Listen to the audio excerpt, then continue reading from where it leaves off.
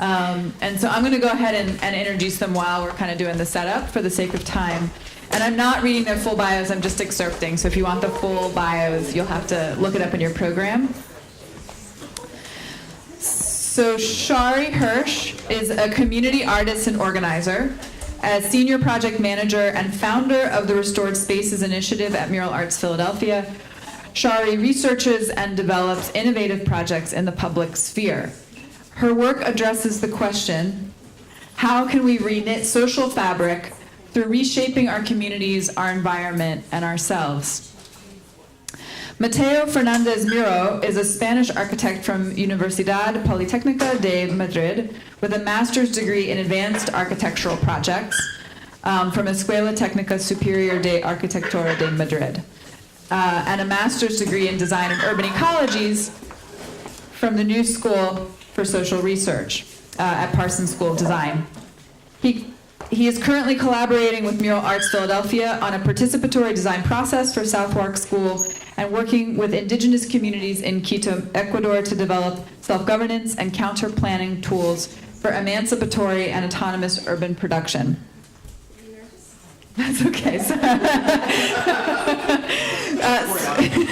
Sule Sosa is from Puebla, Mexico, and has been living in Philadelphia since 2003. She studied business administration and is a community enthusiast. Sosa trained in community leadership at the Welcoming Center and has worked with the Bicycle Coalition of Greater Philadelphia. She has 2 daughters and is an active member of their school as well as an important leader in her community. And finally, Basarama is an artist collective dedicated to research, cultural and environmental creation and production whose practice revolves around the reflection of trash, waste, and reuse in all its formats and possible meanings. So, did I get everybody? Yes. Okay, good. So this is mostly going to be like a case study, but wait, you forgot to tell me which button to push. Oh, we can just use the arrows. This one, okay. All right. Because this has been a lot of words, I'm not going to read what's on the screen. I'll give you a minute. That's our little, oh, you like our numbers? That's another part of our game. Okay, so Restored Spaces, as of you who were here yesterday, basically we're using socially engaged art to do neighborhood change. And we think of our sites, the project sites, as a community space for cooperative thinking, spatial inventiveness, and environmental restoration. And it's really informed, Playgrounds for Useful Knowledge changed my practice. And I just want to acknowledge them because it was just the name of it, Playgrounds for Useful Knowledge. We really do play. That's what we do. It's a whole new way of working, and it's about going through the door of fun, and it's about creating a space that doesn't have barriers. So what else did I want to tell you about Playgrounds? So they came and did a 2-year, it was an action research and also a lot of data collection and stuff that was pretty high level. And they looked at the city and they wanted to create a way for us to operate at the scale of a neighborhood. So there were lots of interviews and conversations and on-the-ground community organizing. And there was a lot of fun. There was acting out. There was all kinds of things. And from that process, the community said what they wanted. So the idea here is that for a self-sustaining project, the needs need to come from the community itself, and that's to make a more foundational contribution to the fabric of the city. So a more foundational contribution, because I know that in the Akron project, in the Detroit project, I'm not as sure about the Memphis project, that's really what you guys are grappling with, is how to make a foundational contribution. So the other thing I want to tell you about what they did is they collected enough relationships and enough information that we could actually go in at the scale of the neighborhood and do projects. So from that, we found there were 4 projects that the community wanted, and the one of them is Southwark, which is what we're about to present. I want to just say one thing about environmentalism, mostly because of the different conversations that we've heard today. So I'm going to read this to you because I was thinking about what Carl said and what Stacy said. They were really two opposite ends of the spectrum. And so I just want to talk about that briefly. And we're now working in a way that's really informed by environmental justice, but we started out, even though we're at environmental justice sites, thinking about stewardship. And that's because I was running programs for teens, and we were producing projects that teens created, and the beneficiaries were other children. So I was really thinking in more of a, like, how do you play in a space? How do you create spaces where children grow up around green spaces in parts of the city that didn't have much green? And using art, they were total transformations. So the evolution came when we started working with communities and less so just with school children. So environmental justice makes the connection. Oh wait, let me start back one. Environmentalism traditionally constructed nature as a wilderness or uninhabited green space that needs to be conserved. Environmental justice makes the connection between processes that affect the environment and those that structure the lived experience. So basically the goods and bads in the environment. So if you're extracting, you're disposing those bads that Carl talked about, how are they distributed in the world? And he showed us the map and talked about the seminal research project in 1987. The second part of that is that he told us who's impacted. People of color, the number one indicator, and there was actually two things in the paper just last week about updated information regarding this. So an environmental justice makes the connection between the environment, public health, but also self-determination, and insists on new forms of civic participation in which those most impacted set the agenda. So when we're working in South Philly, where there's like no green, I mean, we need that little bridge. I think the people from South Philly can come up and get over to Bartram's Garden. That was what the folks in South Philly said: trash, Mifflin Square Park, Southwark, and our corridors and vacant lots. So I just wanted to give you that background because it's kind of an interesting combination. So for social inclusion and social fabric, this is informed by the right to the city, and David Harvey and I talked about this yesterday, but the right to the city is far more than the individual liberty to access urban resources. It is the right to change ourselves by changing the city. And it's more than an individual right, it's to exercise a collective power to reshape. So these are the big framework behind how we chose to work, which will come back to games and fun in a second. So in the equity and community capacity building, that goes back to what I was just saying, I want to show this slide because it's just like my favorite. This was really at the end of like a year and a half of working. These are community design leaders. And then we're taking a computer around the room with Manu in Spain. And then Gomar and Mateo, the planners, are there. And the community design leaders and the community are interacting about how to design this space. So this is after like a year and a half of playing games and doing all kinds of things. Community design leaders are people from the community who have elected to take responsibility for attending meetings and giving design input and sharing it with their community and their paid positions. And I just wanted to show you that last slide. That's consensus. So this happened after a really evolved process with these community design leaders, with community organizers, with the game playing, is that one of the people in the community picked up the model, took a piece of it, turned it backwards, and then drew the first option. And then we were using translators in 5 languages, and it went out in all the different languages, and everyone discussed it. It came back. Our meetings take twice as long. And the feedback was like, no, that doesn't work. So then you have number 2. So number 2 goes out, it goes into all the languages, everyone gives their feedback. No, that doesn't work. And so number 3, and then number 4. And number 4 was consensus, including a redesigned configuration, which we weren't able to do.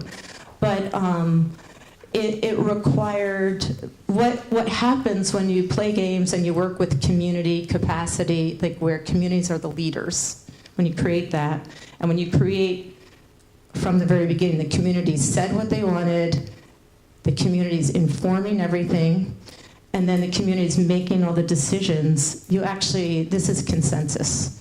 And it's not an uninformed consensus, it's a real consensus. So I'm gonna I kind of skimmed over it, but I know a lot of you were here yesterday, so I didn't want to go into such details. So I'm going to give the mic to Sule. Do you want to go over here? No, ya. Buenas tardes a todos. Muchas gracias por permitirme compartirles la experiencia como madre y como persona de la comunidad.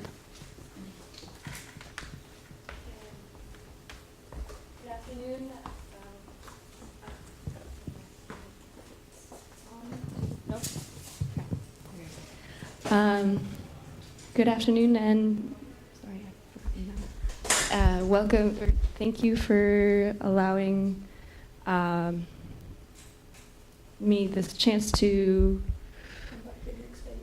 share my experience, and as a mother and a part of the community.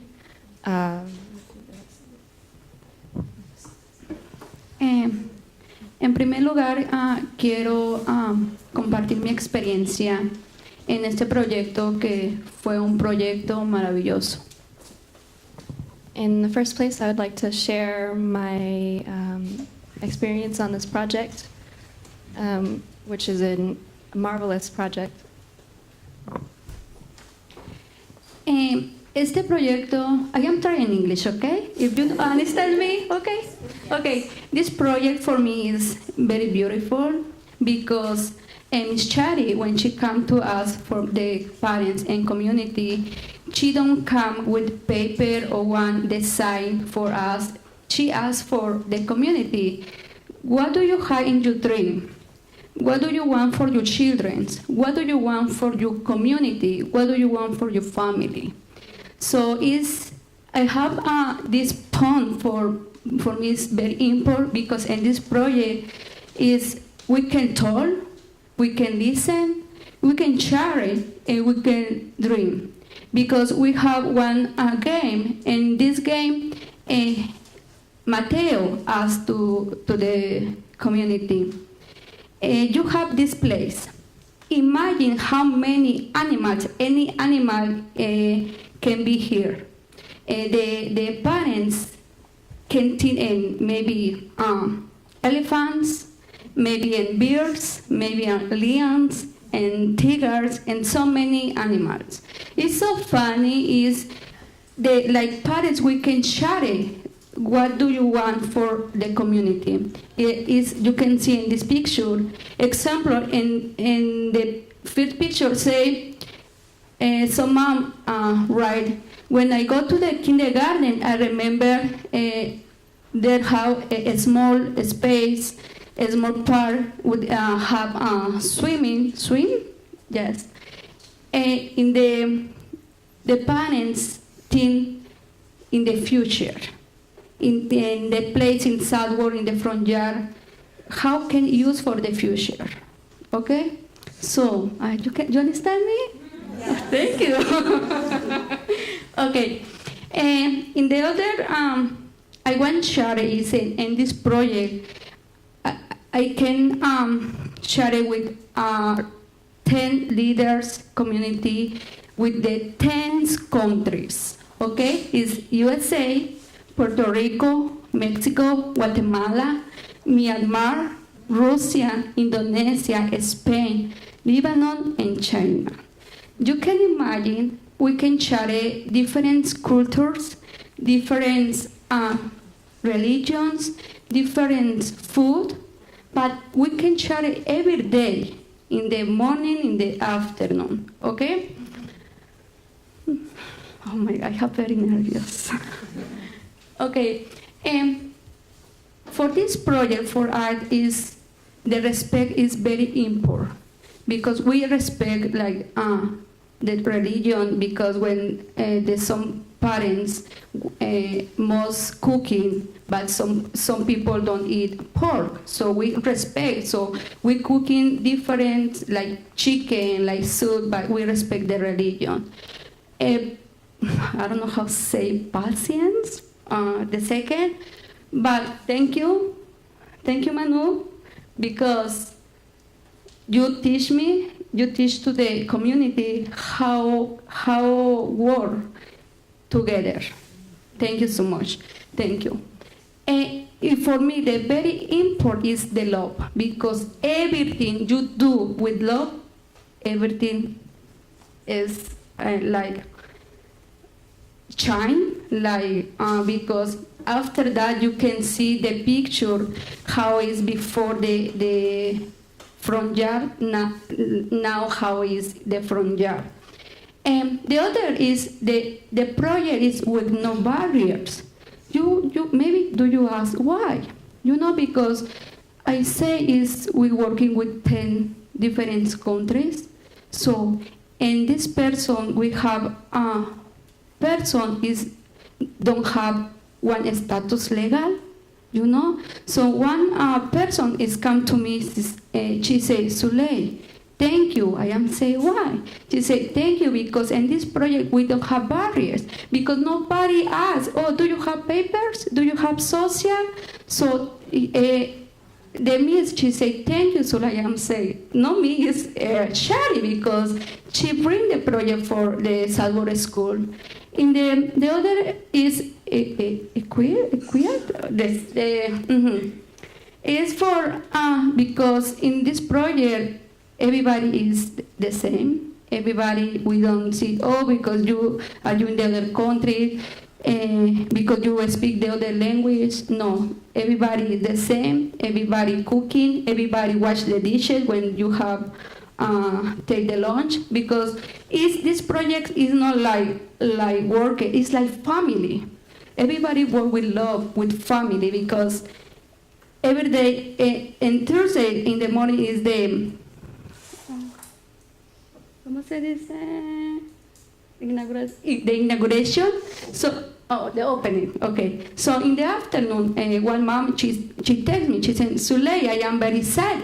I am, why? She said, because tomorrow I don't go anymore to the school. So it's for the mom is change the life, because the mom feel free, because the mom in this project can share the dream, can share what do you want for the children, what do you want for the community. In this picture you can saw the Miss Gabriela, she's saying getting to know people from the other countries. And the Miss Jeanette, she said, I feel proud of being part of the project. And Olga, she said, a true lover of love.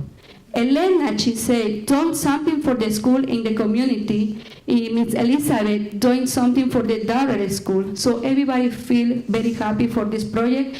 Thank you so much, Miss Shari. Thank you so much for Basurama. Thank you so much, Mateo. And thank you so much for the all people bring this project for Sao, because this project changed with us life. Thank you so much.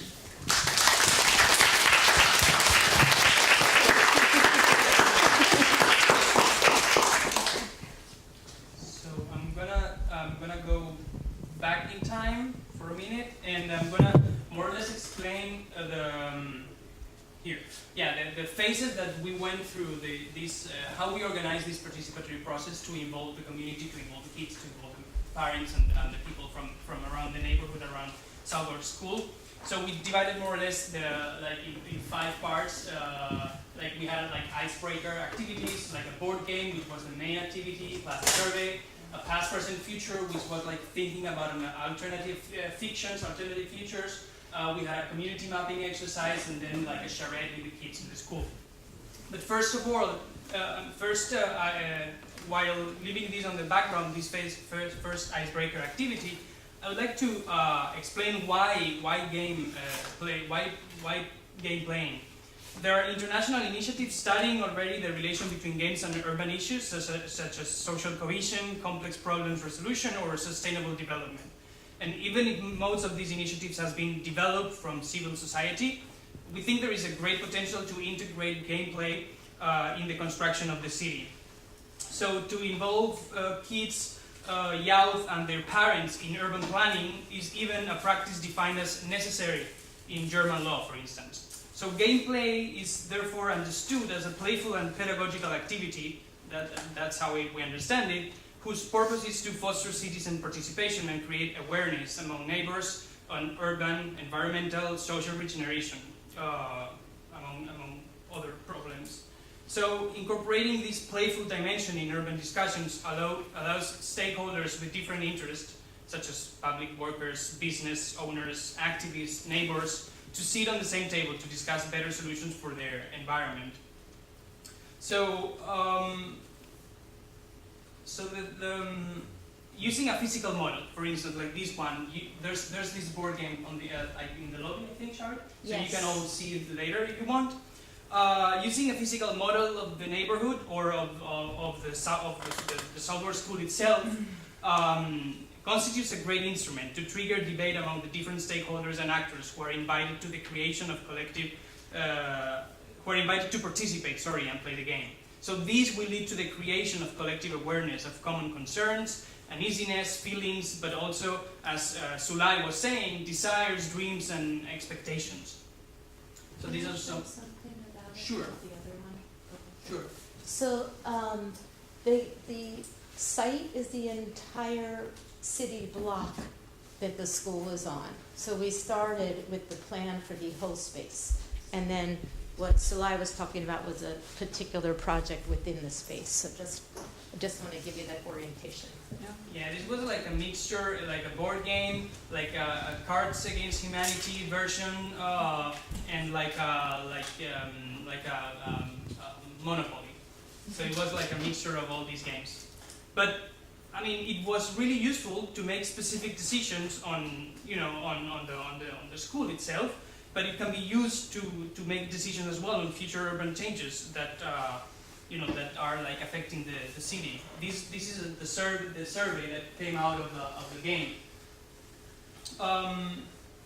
So for instance, we decided one of the outcomes of this game and this survey was parents and kids and people from the neighborhood decided that they wanted a space to allow for programming for families to interact and share with each other.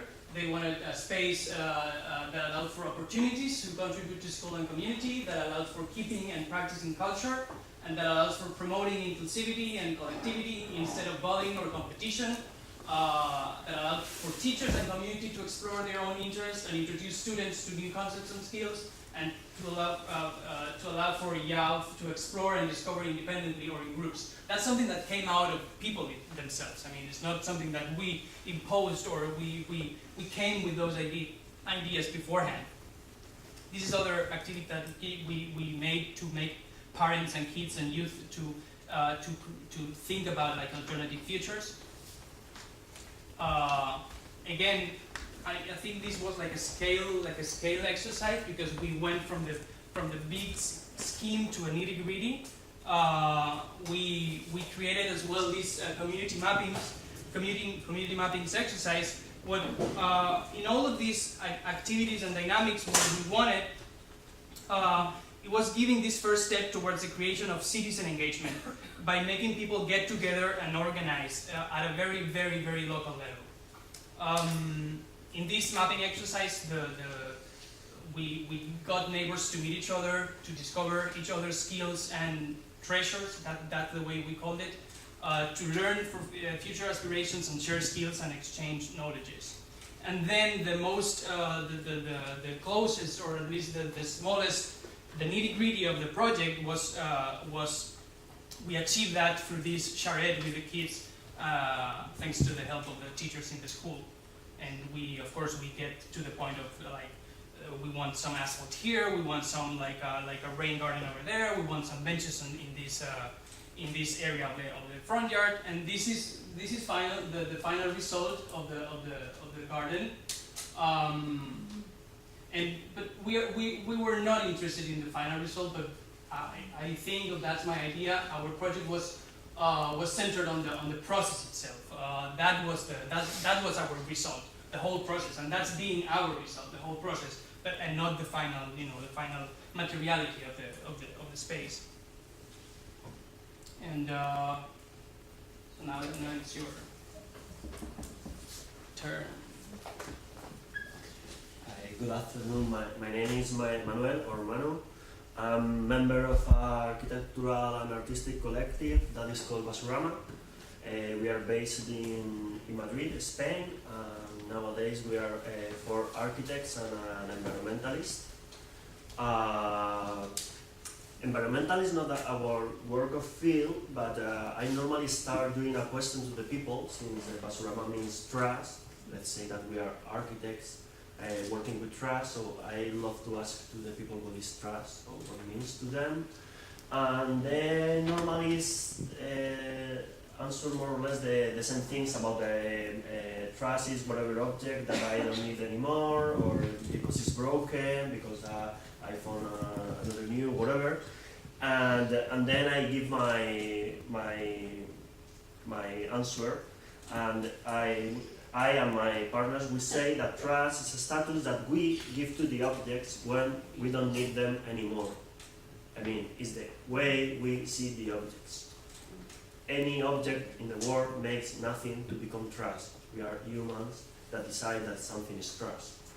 Looks obvious, but the world that we live nowadays, we are every time consuming and producing trust. Every time we are trained to consume and dispose things quite fast, like today, for example. We as architects, but I guess that those institutions, non-profits, and also communities, we normally tend to give solutions to the problems. I mentioned this because I guess that you all know about the 3R about trust, that recycling, reducing, reuse, and also repairing. Recycling is become, or is said that is the solution for the trust. I not totally agree. I think that recycling is important because it makes again a material from another material, but we also forget that it takes energy and it takes resources. So recycling is not the solution, and sometimes it's like the way that we can still consume it. Reducing, I think this is the most important, of course, but we should really reflect what means reducing, because we should really change the way we live, like not moving of our countries or our cities, consuming just the things that grows all around, etc. etc. Is a really, really big change in our life that I'm not sure if we would like to accept. And the third, that is the one that we apply, is reusing. I cannot go further in the beginning of the collective, but basically, for us, reusing is changing the meaning of an object. It's doing something different out of something that is supposed that was trash. We know that it's not the solution. Again, doing like this kind of playgrounds from those tubes that are produced like thousands is not the solution for the problem. But we have discovered that when an object changes the meaning, it also becomes a tool to change others' point of view about the trash. Because as I said before, we are as architects are all the time trying to give solutions. And what we try to do in the collective is to make answers, to make questions about the things that we do, about the public spaces that we are producing. We love to twist a little bit the institutions we work with, bringing those questions, producing little problems that we believe that make goals altogether further. those objects that sometimes are very obvious, which is their use, sometimes is not as obvious. We have made several projects like remixing things, so nobody knows what is the use. So when they are on the public space, nobody knows what to do there. So it's again a question that is for children or is for adults. It's for playing, it's for running, it's for staying, it's for eating. So we think that those interventions of public space let us dream how could be the public space, how can be our life better. That is what we in general try to do in our projects.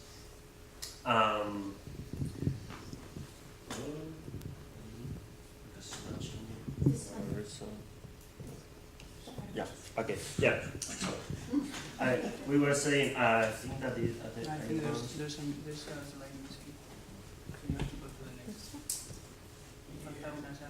No? Yeah. Someone is lost. Yeah. Because this is the one that I wanted to show. That well, there were other slides that I don't know. Somebody erased. Later it was, but because we was about the reusing means imagination. You have to be creative. You need to find the materials. Was an amount of lamppost. So why we prefer to reuse, and the reason that we prefer to reuse is because we use again objects that were abandoned, that we normally make a research to find where all those objects are, because they are mostly for free. Sometimes it's for free, but in some other countries you have to pay some money, but wherever it's always cheaper than any other solution. And we always try, when we make a design, we try to bring the idea that it has to be done by people that have never used a tool. We think about children, about people who never took a drill. So when we design something, we believe that the result is the way to make people believe that the process was good, but at the same time, people has to be capable to do, because we are invited to make projects for a few weeks or a few days, a month as maximum. But when we leave the place, the community is the one that is there, and we want to believe that the community can repair, can make again the project in other place, and they don't need us anymore. So they don't depend on people like us. So the conclusion, and then I'm going to show some pictures of the very small process that we have been invited to do. That basically has been like two phases. The first we want to make kind of prototyping about our internal relations, how to get materials, and also how to combine some people that was close to the project, but at the very beginning was not totally combined, about what means to work with trust. The first idea is, if we show a community or we train them to have the capability to detect resources, as I said, when we show to the people that trust is not trust, is a resource, it's an opportunity, and we show them where to get and how to manage, and if we show to the people very basic techniques to reduce the materials, and using tools that more or less everyone has at home, or at least a community can bring together. And as I said, if we use very, very easy tools, what we have is a strong community that can change their environment by their own. And on the process, they produce spaces that nobody knows really what is the meaning of those places, like the one that we have been working, that is like, I will show you later. It's like the other part of the school where they started the other big project. Introducing things like having lunch together, that Sulai told, that starting to build the community during the construction of the project, bringing some different uses that the school didn't have, this morning I was in the entrance, or it was yesterday morning, I don't remember, and one of the coordinators told me that people is starting to appear, and they are not like members of the school, they are just neighborhood, and they are starting to use the space, because they have something that they didn't have before, that is for free, that there is a fence, that the furniture that we made was planned to grow things, but also we discovered that it is the perfect height for the children, for kids of 3-4 years old, so they are going there to play. And finally, my conclusion is that that we design community spaces with the participation of the neighborhood, and sometimes we think that this is the objective, but building something together we made because it's a way to build a community. That is the most important thing. We don't really mind we mind the final result, but what we really mind is to live a community that is capable to continue all the time with it. So that was my Okay, cool. And that we used 65 desks from the school district that were obsolete.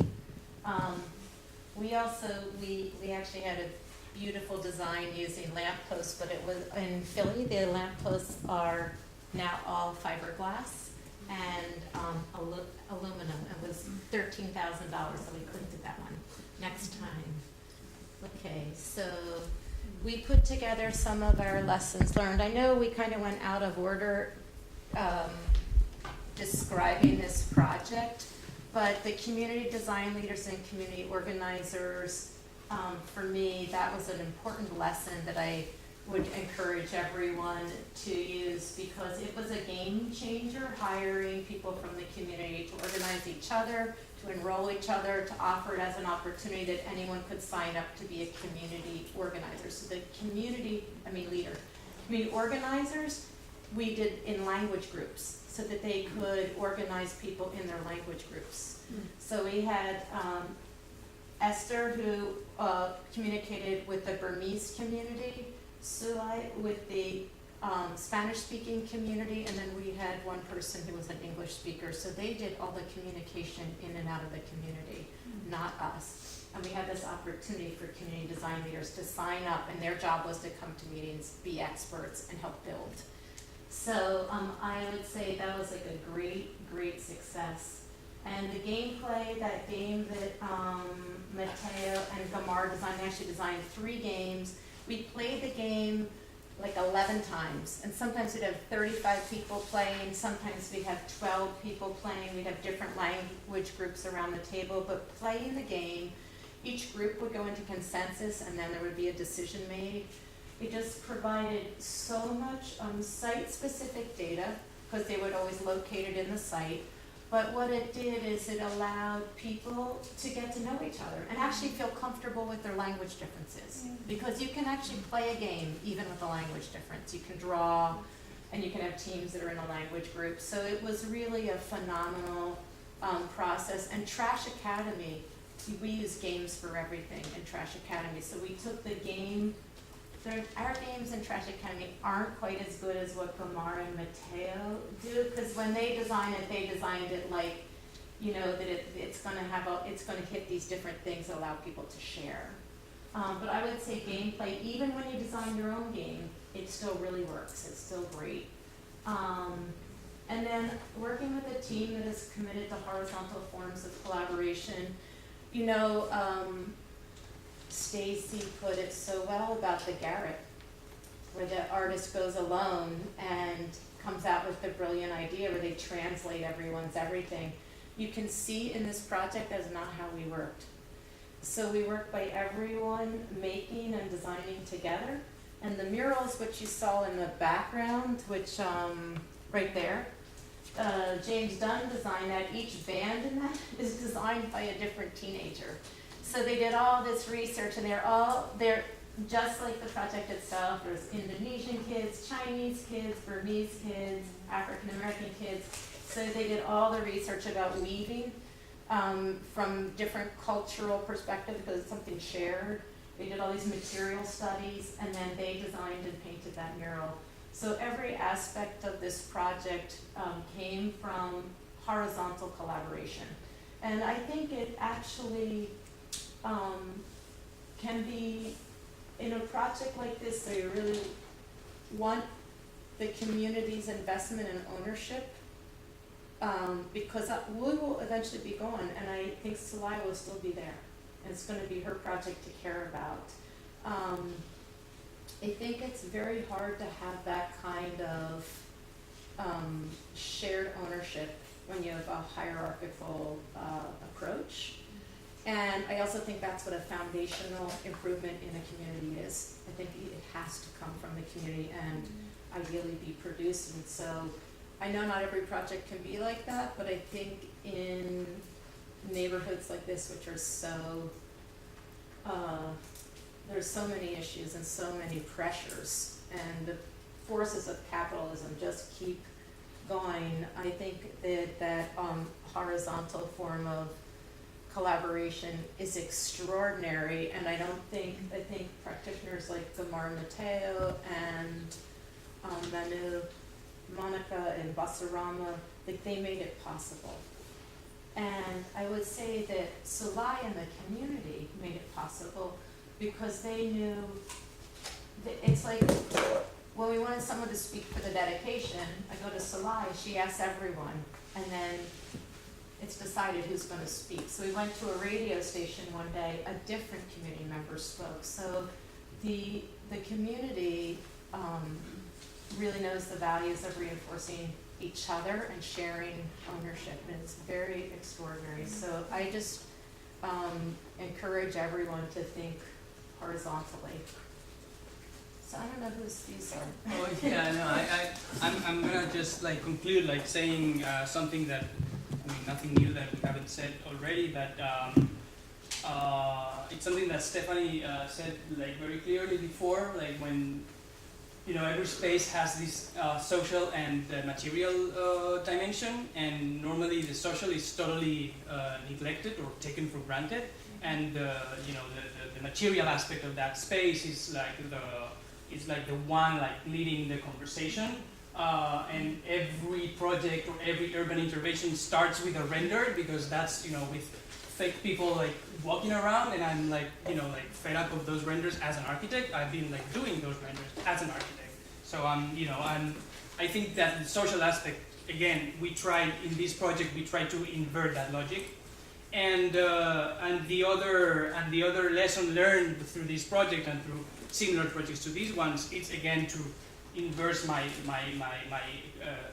learning curve when I was a student, and like really thinking that local and everyday knowledge it's much more important than the technical or like expertise or like the technocratic knowledge. And that's something, you know, that through these projects it's like we are like architects. We were talking before with some of the audience, I can't remember the name, but we were saying that we have been trying through these projects act as architects that are going against architecture, the way it has been transmitted and it has been practiced traditionally. That's something that I wanted to share as a lesson, personal lesson at least. Thank you so much for being here. Thank you so much. Sulai, if you want to... Conclusions you want to add? Something is, do you see the picture? Is almost 90% is women is working in this project. Because only some days only Manu in the project, because he is cooking the how to make the work. So for me, in conclusion, this project is we have a green space, we have flowers, we have for play the children, but for the more important is the relationship in community. Because now I know if I need help, I can go to the community. If the community says yes, absolutely. So it's for the more important, because for me it's like how do you say to the people when do you need the help? Because if do you say to the people with love, it's bad with love. If do you say to the people with something wrong, is the angry, is back something angry to the, so it's like two ways. You give love, you is back love. Thank you so much. I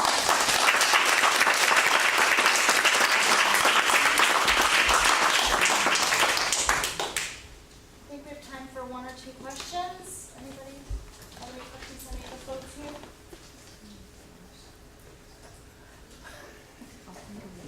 Should we close it?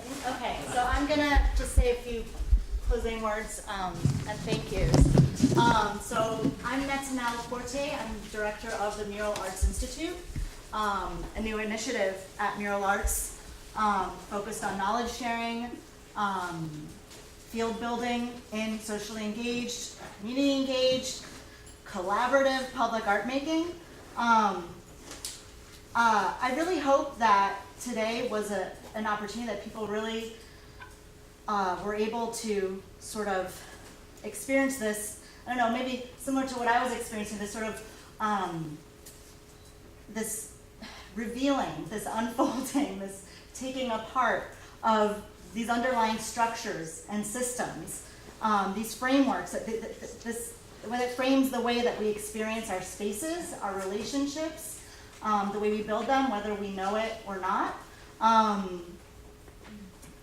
To uncover all this, but also I hope that this has provided some tools for folks, if anything, some new questions that we can ask ourselves, ask others, in order to be better collaborators, to help build relationships that exist beyond when we're in a space doing the work that we're doing.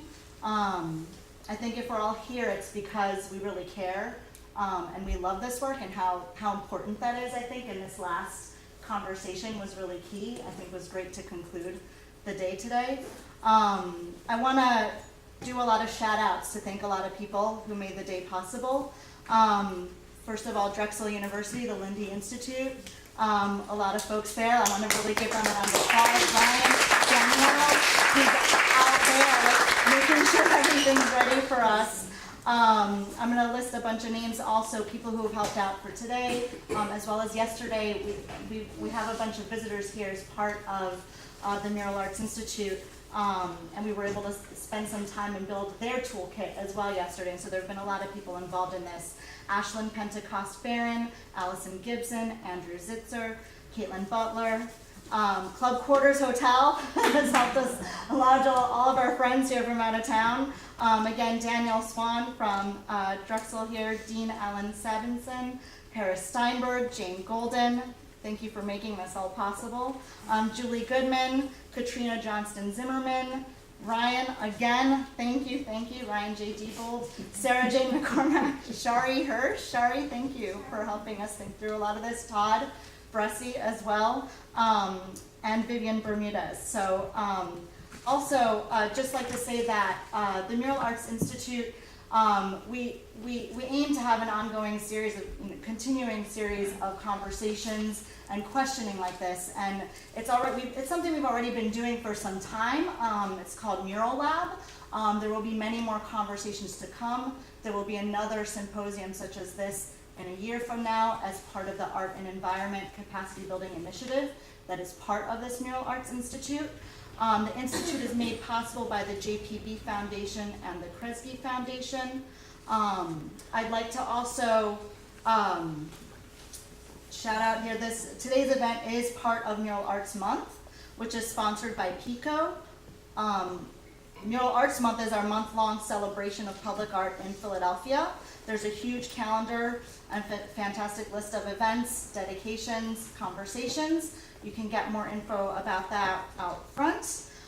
We'd also like to thank our funders for Mural Arts Month, our presenting sponsors PICO, supporting sponsors Nick and Dee Adams, contributing sponsor Lyft, participating sponsors the Magic Foundation, Parkway Corporation, Henkin Management Company, Relief Communications, Wawa, the Independence Foundation, and Federal Donuts. I know, right? But the Institute itself, the Mural Arts Institute, is made possible by the JPB Foundation and the Kresge Foundation. I just want to make sure I said that.